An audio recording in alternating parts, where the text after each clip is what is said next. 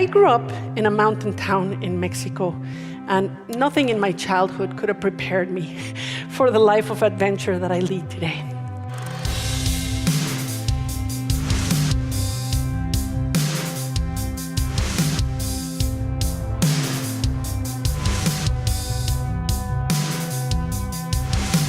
The more I spend time with indigenous people and I see their relationship with nature, their sacred ecology, the efforts that they put into building community and belonging and being inclusive and just being in touch with nature, reminds me of my own relationship with wealth. And I've come to realize that wealth is really not about abundance of stuff.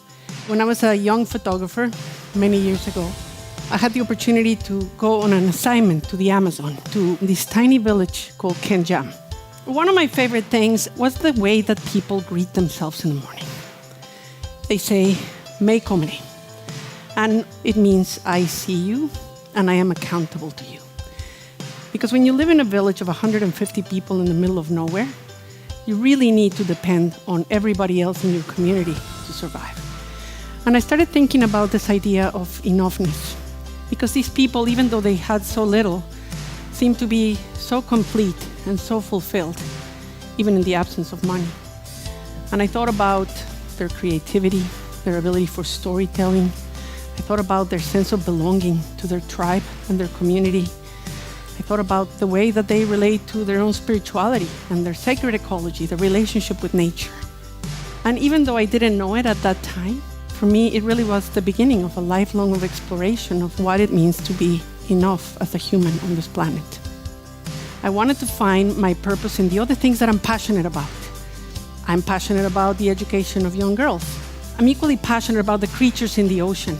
I'm endlessly fascinated by animals like this. We share the planet with so many of these creatures that we don't understand. I love the company of animals. It's a super selfish thing. I just want to be out there in nature. It's where I find my peace, it's where I fill my batteries, it's where I feel most complete. As I started getting better with my photographs, I started getting an ambition for underwater photography. What does it feel like to get in the water with orcas or with sharks or with whales?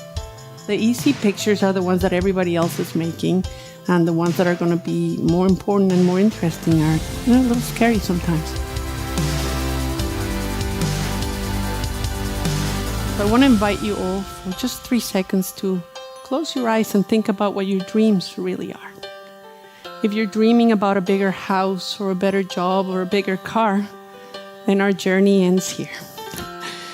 But if, like me, you're dreaming about a planet where there's equality and peace and harmony with nature and prosperity, not just for me and for my family, but for all of us, then and only then are we going to be able to look at each other with clear and honest eyes and say, I am accountable to you.